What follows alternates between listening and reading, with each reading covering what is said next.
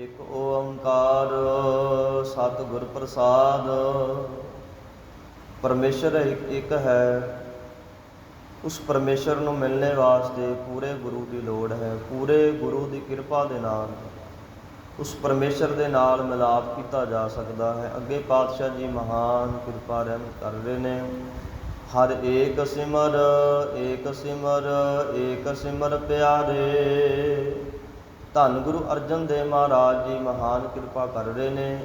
ਇਸ ਜੀਵ ਨੂੰ, ਇਸ ਇਨਸਾਨ ਨੂੰ ਚੇਤਾ ਕਰਾ ਰਹੇ ਨੇ ਕਿ ਉਸ ਮਾਲਕ ਵਾਹਿਗੁਰੂ ਨੂੰ ਭਾਈ ਵਾਰ-ਵਾਰ ਸਿਮਰਿਆ ਕਰ।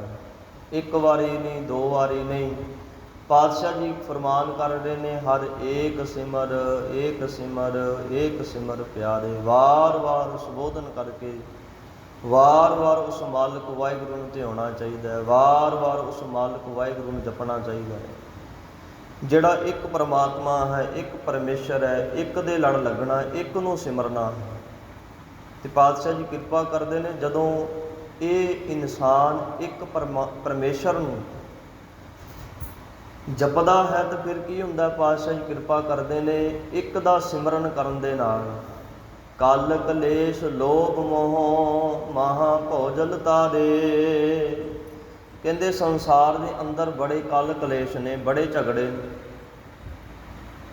ਲੋਭ ਦੀਆਂ ਤੰਦਾਂ ਬੜੀਆਂ ਨੇ, ਮੋਹ ਦੀਆਂ ਲਹਿਰਾਂ ਬੜੀਆਂ ਉੱਠਦੀਆਂ ਨੇ। ਅਤੇ ਪਾਤਸ਼ਾਹ ਜੀ ਕਿਰਪਾ ਕਰਦੇ ਨੇ, ਜਿਹੜਾ ਉਸ ਇੱਕ ਪਰਮੇਸ਼ਰ ਦਾ ਸਿਮਰਨ ਕਰਦਾ ਹੈ, ਜਿਹੜਾ ਉਸ ਇੱਕ ਦੇ ਨਾਲ ਜੁੜ ਜਾਂਦਾ ਹੈ, ਅੰਤਰੀਵ ਘਰ ਦੇ ਵਿੱਚ ਜਾ ਕਰਕੇ ਉਸ ਪ੍ਰਭੂ ਨੂੰ ਧਿਆਉਂਦਾ ਆ, ਅਤੇ ਪਾਤਸ਼ਾਹ ਜੀ ਕਿਰਪਾ ਕਰਦੇ ਨੇ, ਕਲ ਕਲੇਸ਼ ਲੋਭ ਮੋਹ ਮਹਾ ਭੋਜਲ ਤਾਰੇ। ਕਹਿੰਦੇ ਕਲ ਕਲੇਸ਼ ਤੇ ਖਤਮ ਹੋਏਗਾ ਹੀ। ਲੋਭ ਅਤੇ ਮੋਹ ਦੀਆਂ ਜਿਹੜੀਆਂ ਲਹਿਰਾਂ ਉੱਠ ਰਹੀਆਂ ਨੇ, ਅਤੇ ਪਾਤਸ਼ਾਹ ਜੀ ਕਿਰਪਾ ਕਰ ਰਹੇ ਨੇ, ਲੋਭ ਅਤੇ ਮੋਹ ਦੀਆਂ ਜਿਹੜੀਆਂ ਲਹਿਰਾਂ ਉੱਠਦੀਆਂ, ਅਤੇ ਇਹ ਜਿਹੜਾ ਸੰਸਾਰ ਸਮੁੰਦਰ ਹੈ, ਇਹ ਭੋਜਲ ਹੈ, ਇਹਦੇ ਵਿੱਚੋਂ ਮਾਲਕ ਵਾਹਿਗੁਰੂ ਦਾ ਨਾਮ ਪਾਰ ਲੰਘਾ ਦਿੰਦਾ। ਸਿਮਰਨ ਕਰਨ ਦੇ ਨਾਲ ਦੇਖੋ ਕਿੰਨਾ ਲਾਭ ਹੋਇਆ। ਕਲ ਕਲੇਸ਼ ਤੇ ਖਤਮ ਹੋ ਗਿਆ। ਲੋਭ ਅਤੇ ਮੋਹ ਦੀਆਂ ਲਹਿਰਾਂ ਜਿਹੜੀਆਂ ਉੱਠ ਰਹੀਆਂ ਸੀ, ਅਤੇ ਇਹ ਸੰਸਾਰ ਸਮੁੰਦਰ ਤੋਂ ਪਾਰ ਪਰਮੇਸ਼ਰ ਨੇ ਲੰਘਾ ਦਿੱਤਾ। ਇਸੇ ਲਈ ਪਾਤਸ਼ਾਹ ਜੀ ਅੱਗੇ ਕਿਰਪਾ ਕਰ ਰਹੇ ਨੇ, ਸਾਸ ਸਾਸ ਨਿਮਖ ਨਿਮਖ ਦਿਨਸ ਰਹਿਣ ਚਿਤਾਰੇ। ਇਸੇ ਲਈ ਪਾਤਸ਼ਾਹ ਜੀ ਕਿਰਪਾ ਕਰ ਰਹੇ ਨੇ, ਹਰੇਕ ਸਵਾਸ ਦੇ ਨਾਲ ਉਸ ਮਾਲਕ ਵਾਹਿਗੁਰੂ ਨੂੰ ਯਾਦ ਕਰਨਾ ਚਾਹੀਦਾ। ਉਹ ਗੱਲ ਵੱਖਰੀ ਹੈ ਕਿ ਅਸੀਂ ਭੁੱਲ ਜਾਂਦੇ ਹਾਂ, ਅਸੀਂ ਪਰਮੇਸ਼ਰ ਨੂੰ ਭੁਲਾ ਦਿੰਦੇ ਹਾਂ, ਪਰ ਭੁਲਾਣਾ ਨਹੀਂ ਹੈ। ਹਰੇਕ ਸਵਾਸ ਦੇ ਨਾਲ ਉਸ ਮਾਲਕ ਵਾਹਿਗੁਰੂ ਨੂੰ ਯਾਦ ਕਰਨਾ ਹੈ। ਕਿਵੇਂ? ਜਦੋਂ ਚੇਤੇ ਦੇ ਵਿੱਚ ਨਾਮ ਆ ਜਾਂਦਾ ਹੈ, ਇੱਕ ਪਹਿਲਾਂ ਜ਼ੁਬਾਨ ਦੇ ਨਾਲ ਸਿਮਰਨ ਕੀਤਾ ਜਾਂਦਾ ਹੈ, ਫਿਰ ਆਪਣੇ ਆਪ ਹੀ ਅੰਦਰੋਂ ਸਿਮਰਨ ਚੱਲਦਾ ਹੈ। ਮੁੱਖ ਚਾਹੇ ਨਹੀਂ ਬੋਲ ਰਿਹਾ, ਜ਼ੁਬਾਨ ਚਾਹੇ ਨਹੀਂ ਬੋਲ ਰਹੀ, ਪਰ ਅੰਦਰੋਂ ਸਿਮਰਨ ਚੱਲ ਰਿਹਾ। ਕਿਉਂ? ਉਹ ਪ੍ਰੀਤ ਜੁੜ ਗਈ, ਇੱਕ ਲੜੀ ਜੁੜ ਗਈ। ਜਦੋਂ ਲੜੀ ਜੁੜ ਜਾਂਦੀ ਹੈ ਉਦੋਂ ਸਿਮਰਨ ਚੱਲਦਾ ਹੈ। ਜਦੋਂ ਤੱਕ ਲੜੀ ਨਹੀਂ ਜੁੜੀ ਤਦੋਂ ਤੱਕ ਸਿਮਰਨ ਨਹੀਂ ਚੱਲਦਾ। ਲੜੀ ਜੋੜਨ ਵਾਸਤੇ ਵਾਰ-ਵਾਰ ਇਹ ਜ਼ੁਬਾਨ ਤੋਂ ਧਿਆਨ ਮਾਲਕ ਵਾਹਿਗੁਰੂ ਦੇ ਨਾਲ ਜੋੜ ਕਰਕੇ ਵਾਰ-ਵਾਰ ਸਿਮਰਨ ਕਰਨਾ ਪਏਗਾ। ਫਿਰ ਵਾਰ-ਵਾਰ ਵਾਰ-ਵਾਰ ਵਾਹਿਗੁਰੂ ਵਾਹਿਗੁਰੂ ਵਾਹਿਗੁਰੂ, ਇੱਕ ਲੜੀ ਬਣਾਉਣੀ ਪੈਣੀ। ਜਦੋਂ ਇੱਕ ਲੜੀ ਬਣ ਗਈ, ਫਿਰ ਮਾਲਕ ਵਾਹਿਗੁਰੂ ਦਾ ਜਿਹੜਾ ਸਿਮਰਨ ਹੈ ਹਰੇਕ ਸਵਾਸ ਦੇ ਨਾਲ ਚੱਲਦਾ ਹੈ। ਇੱਥੋਂ ਤੱਕ ਰੋਮਾਂ ਦੇ ਵਿੱਚੋਂ ਵੀ ਪਰਮੇਸ਼ਰ ਦੇ ਨਾਮ ਦੀ ਆਵਾਜ਼ ਆਉਂਦੀ ਹੈ। ਇਸੇ ਲਈ ਪਾਤਸ਼ਾਹ ਜੀ ਕਿਰਪਾ ਕਰ ਰਹੇ ਨੇ ਕਿ ਅਵਸਥਾ ਜੀਵ ਇਹੋ ਜਿਹੀ ਬਣਾਉਣੀ ਹੈ ਕਿ ਹਰੇਕ ਸਵਾਸ ਨਾਲ ਮਾਲਕ ਵਾਹਿਗੁਰੂ ਦਾ ਸਿਮਰਨ ਹੋਵੇ। ਨਿਮਖ ਨਿਮਖ ਹਰੇਕ ਪਲ ਦਿਨ ਸਰੈਣ, ਦਿਨ ਤੇ ਰਾਤ ਚਿਤਾਰੇ। ਕਹਿੰਦੇ ਉਸ ਮਾਲਕ ਵਾਹਿਗੁਰੂ ਦਾ ਨਾਮ ਜਪਿਆ ਕਰ।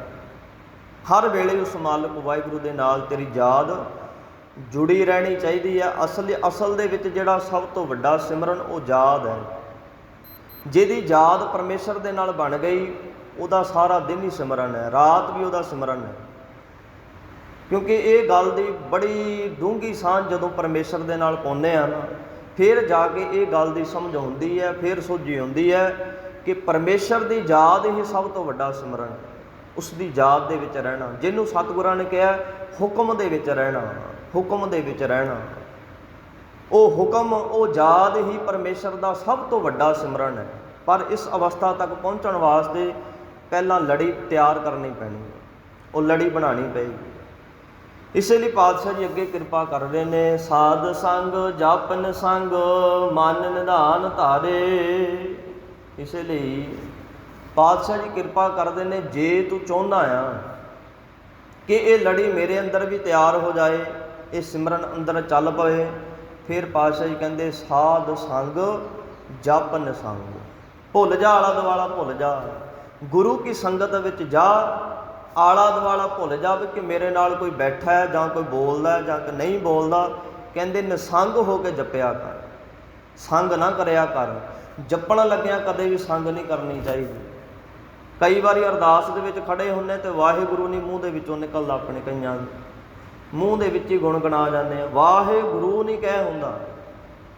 ਤੇ ਪਾਤਸ਼ਾਹ ਜੀ ਕਹਿੰਦੇ ਸੰਗ ਨਹੀਂ ਕਰਨੀ ਚਾਹੀਦੀ। ਬਈ ਬੋਲਣ ਲੱਗਿਆ ਕਿਤੇ ਸੰਗ ਕਰਦਾ ਤੂੰ?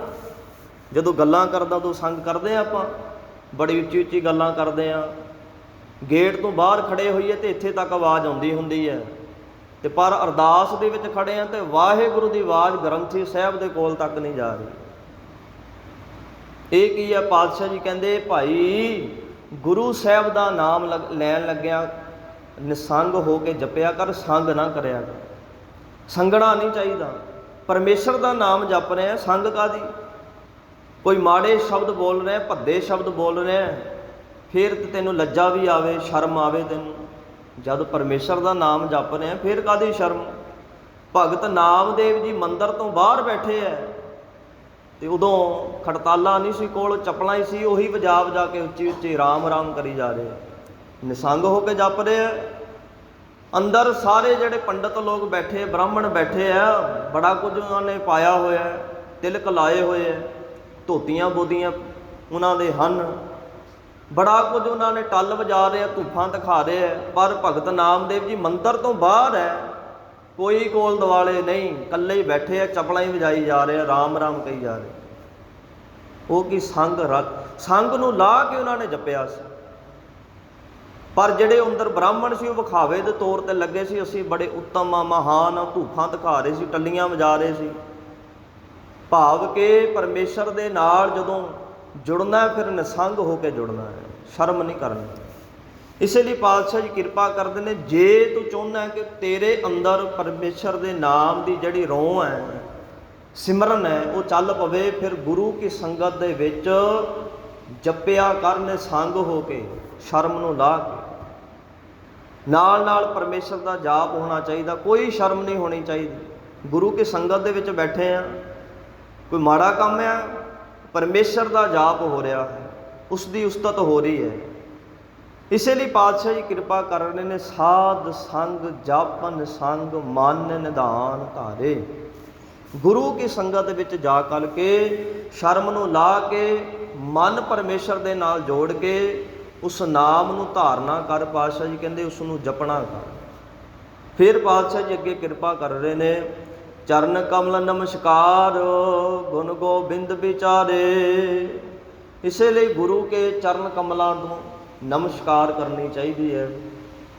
ਸਤਿਗੁਰਾਂ ਨੂੰ ਹਮੇਸ਼ਾ ਹੀ ਨਮਸਕਾਰ ਕਰਨੀ ਚਾਹੀਦੀ, ਉਸ ਪਰਮੇਸ਼ਰ ਨੂੰ ਸਦਾ ਹੀ ਨਮਸਕਾਰ ਕਰਨੀ ਚਾਹੀਦੀ ਹੈ। ਉਸ ਦੇ ਅੱਗੇ ਹਮੇਸ਼ਾ ਹੀ ਹੱਥ ਜੁੜੇ ਹੋਣੇ ਚਾਹੀਦੇ ਹੈ ਪਰਮੇਸ਼ਰ ਦੇ ਵਿੱਚ। ਪਰਮੇਸ਼ਰ ਨੂੰ ਕਦੇ ਵੀ ਉਂਗਲ ਨਹੀਂ ਕਰਨੀ ਚਾਹੀਦੀ ਕਿ ਤੂੰ ਮੇਰੇ ਨਾਲ ਮਾੜਾ ਕੀਤਾ ਆ, ਕਦੇ ਵੀ ਉਂਗਲ ਨਹੀਂ ਕਰਨੀ। ਉਸ ਦੇ ਅੱਗੇ ਹਮੇਸ਼ਾ ਹੀ ਹੱਥ ਜੋੜਨੇ ਕਿ ਮਾਲਕ ਵਾਹਿਗੁਰੂ ਤੇਰਾ ਭਾਣਾ ਹੈ, ਤੈਨੂੰ ਪਤਾ ਹੈ ਕਿੱਦਾਂ ਹੋਣੀ, ਤੇਰਾ ਭਾਣਾ ਹੈ। ਕਦੇ ਵੀ ਉਂਗਲ ਨਹੀਂ ਪਰਮੇਸ਼ਰ ਨੂੰ ਕਰਨੀ। ਇਸ ਲਈ ਪਾਤਸ਼ਾਹ ਜੀ ਕਿਰਪਾ ਕਰ ਰਹੇ ਨੇ ਕਿ ਚਰਨ ਕਮਲ ਨਮਸਕਾਰ। ਬੰਦੇ ਹਮੇਸ਼ਾ ਹੀ ਆਪਣੇ ਪਰਮੇਸ਼ਰ ਨੂੰ ਨਮਸਕਾਰ ਕਰਿਆ ਕਰ। ਗੁਣ ਗੋਬਿੰਦ ਵਿਚਾਰੇ, ਅਤੇ ਉਸ ਗੋਬਿੰਦ ਦੇ ਗੁਣਾਂ ਦੀ ਵਿਚਾਰ ਕਰਿਆ ਕਰ। ਉਸ ਗੋਬਿੰਦ ਦੇ ਗੁਣਾਂ ਨੂੰ ਧਾਰਨ ਕਰਿਆ ਕਰ। ਉਸ ਗੋਬਿੰਦ ਦੇ ਗੁਣਾਂ ਨੂੰ ਲੈ ਆਪਣੇ ਅੰਦਰ ਸਮਾ। ਜੋ ਕੁਝ ਲੈਣ ਵਾਸਤੇ ਤੂੰ ਆਏ ਉਸ ਨੂੰ ਇਕੱਠਾ ਕਰ। ਐਵੇਂ ਅਫਸੋਸ ਨਾ ਕਰਿਆ ਕਰ ਵੀ ਆਹ ਚੀਜ਼ ਨਹੀਂ ਮਿਲੀ ਤੇ ਆਹ ਮਿਲਣੀ ਚਾਹੀਦੀ ਸੀ। ਕਹਿੰਦੇ ਉਸ ਪਰਮੇਸ਼ਰ ਦੇ ਅੱਗੇ ਭਿਖਾਰੀ ਬਣ ਜਾ ਤੇ ਉਹ ਪਤਾ ਨਹੀਂ ਮਾਲਕ ਨੇ ਖੁਸ਼ ਹੋ ਕੇ ਕੀ ਕੁਝ ਤੈਨੂੰ ਦੇ ਦੇਣਾ। ਜੇ ਤੂੰ ਭਿਖਾਰੀ ਬਣ ਜਾਏ ਤਾਂ ਮਿਲੂ। ਜੇ ਆਪਣੇ ਆਪ ਨੂੰ ਬਾਦਸ਼ਾਹ ਸਮਝੀ ਗਿਆ, ਮੇਰੇ ਕੋਲ ਤਾਂ ਫਲਾਣਾ ਇੱਦਾਂ ਉੱਦਾਂ, ਫਿਰ ਮਿਲ ਜੂ। ਫਿਰ ਤਾਂ ਕਈ ਵਾਰੀ ਉਹ ਪਰਮੇਸ਼ਰ ਜਿਹੜਾ ਪਰਮੇਸ਼ਰ ਦੇ ਨਾਲ ਮੱਥਾ ਲਾਉਣ ਵਾਲਾ ਹੈ ਨਾ, ਕਈ ਵਾਰ ਕਈ ਹੁੰਦੇ ਜਿਹੜੇ ਮੱਥਾ ਲਾਉਂਦੇ ਪਰਮੇਸ਼ਰ ਦੇ ਨਾਲ, ਫਿਰ ਪਰਮੇਸ਼ਰ ਚਪੇੜ ਐਸੀ ਮਾਰਦਾ ਆ, ਐ ਪਟਕਾ ਕੇ ਜ਼ਮੀਨ 'ਤੇ ਮਾਰਦਾ, ਫਿਰ ਉਹਨੂੰ ਸੋਝੀ ਹੁੰਦੀ, ਅਕਲ ਹੁੰਦੀ। ਪਰਮੇਸ਼ਰ ਤੇ ਭੁੱਲਿਆ ਵਿਆਪਨ ਸਭੇ ਰੋਗ, ਇਹੋ ਜਿਹਾ ਫਿਰ ਰੋਗ ਘੇਰਾ ਪਾਉਂਦੇ ਆ, ਇਹੋ ਜਿਹਾ ਫਿਰ ਚੱਕਰ ਪੈਂਦੇ ਆ ਜਦੋਂ ਪਰਮੇਸ਼ਰ ਨੂੰ ਜਿਹੜਾ ਭੁੱਲ ਜਾਂਦਾ ਆ। ਇਹੋ ਜਿਹੀ ਫਿਰ ਵਿਧ ਬਣਦੀ ਹੈ ਕਿ ਇੱਕ ਵਾਰੀ ਪਰਮੇਸ਼ਰ ਉਹਨੂੰ ਵਿਖਾ ਦਿੰਦਾ ਆ, ਵੈ ਲੈ ਫਿਰ ਹੁਣ ਤੂੰ ਮੱਥਾ ਲਾਇਆ ਸੀ ਤਾਂ ਫਿਰ ਲੈ ਆਨੰਦ ਲੈ ਹੁਣ। ਇਸ ਲਈ ਹਮੇਸ਼ਾ ਹੀ ਉਸ ਮਾਲਕ ਵਾਹਿਗੁਰੂ ਅੱਗੇ ਕਹਿੰਦੇ ਹੱਥ ਤੇਰੇ ਜੁੜੇ ਰਹਿਣ, ਸਾਰਾ ਕੁਝ ਤੈਨੂੰ ਮਿਲਿਆ, ਸ਼ੁਕਰਾਨਾ ਹੀ ਹੋਵੇ ਪ੍ਰਮਾਤਮਾ, ਬੜਾ ਕੁਝ ਤੂੰ ਦੇ ਦਿੱਤਾ, ਇੰਨੇ ਜੋਗੇ ਨਹੀਂ ਸੀ ਜਿੰਨਾ ਕੁਝ ਤੂੰ ਦੇ ਦਿੱਤਾ ਆ। ਤੇ ਨਾਲ ਪਾਤਸ਼ਾਹ ਜੀ ਕਿਰਪਾ ਕਰ ਰਹੇ ਨੇ, ਗੁਣ ਗੋਬਿੰਦ ਵਿਚਾਰੇ, ਉਸ ਗੋਬਿੰਦ ਦੇ ਗੁਣਾਂ ਦੀ ਹਮੇਸ਼ਾ ਹੀ ਵਿਚਾਰ ਕਰਨੀ ਚਾਹੀਦੀ ਹੈ, ਗੋਬਿੰਦ ਦੇ ਗੁਣਾਂ ਨੂੰ ਧਾਰਨ ਕਰਨਾ ਚਾਹੀਦਾ। ਅਖੀਰਲੀ ਪਾਵਨ ਪੰਕਤੀ ਦੇ ਵਿੱਚ ਧੰਨ ਗੁਰੂ ਅਰਜਨ ਦੇਵ ਮਹਾਰਾਜ ਜੀ ਮਹਾਨ ਕਿਰਪਾ ਕਰ ਰਹੇ ਨੇ, ਸਾਧ ਜਨਾ ਕੀ ਰੇਨ ਨਾਨਕ ਮੰਗਲ ਸੂਖ ਸੁਧਾਰੇ। ਗੁਰੂ ਨਾਨਕ ਸਾਹਿਬ ਦਾ ਨਾਮ ਸੰਬੋਧਨ ਕਰਕੇ ਪਾਤਸ਼ਾਹ ਜੀ ਮਹਾਨ ਕਿਰਪਾ ਕਰ ਰਹੇ ਨੇ, ਸਾਧ ਜਨਾ ਕੀ ਰੇਨ ਨਾਨਕ ਮੰਗਲ ਸੂਖ ਸੁਧਾਰੇ। ਪਾਤਸ਼ਾਹ ਜੀ ਕਿਰਪਾ ਕਰ ਰਹੇ ਨੇ, ਸਾਧ ਜਨਾਂ ਦੀ ਧੂੜੀ ਅਤੇ ਗੁਰੂ ਸਾਹਿਬ ਦੀ ਸੰਗਤ, ਸਤਿਗੁਰਾਂ ਦੀ ਇਹ ਸੰਗਤ, ਇਹ ਹਮੇਸ਼ਾ ਹੀ ਚਰਨ ਧੂੜੀ ਮਿਲਦੀ ਰਹੇ, ਹਮੇਸ਼ਾ ਹੀ ਇਹ ਮੱਥਾ ਸਤਿਗੁਰਾਂ ਦੇ ਸਨਮੁਖ ਲੱਗਿਆ ਰਹੇ। ਮੱਥਾ ਟੇਕਦੇ ਨਾ ਸਤਿਗੁਰਾਂ ਨੂੰ, ਹਮੇਸ਼ਾ ਹੀ ਇਹ ਇੱਦਾਂ ਸੀਸ ਝੁਕਿਆ ਰਹੇ। ਤੇ ਪਾਤਸ਼ਾਹ ਜੀ ਕਿਰਪਾ ਕਰਦੇ ਨੇ, ਮੰਗਲ ਸੂਖ ਸੁਧਾਰੇ।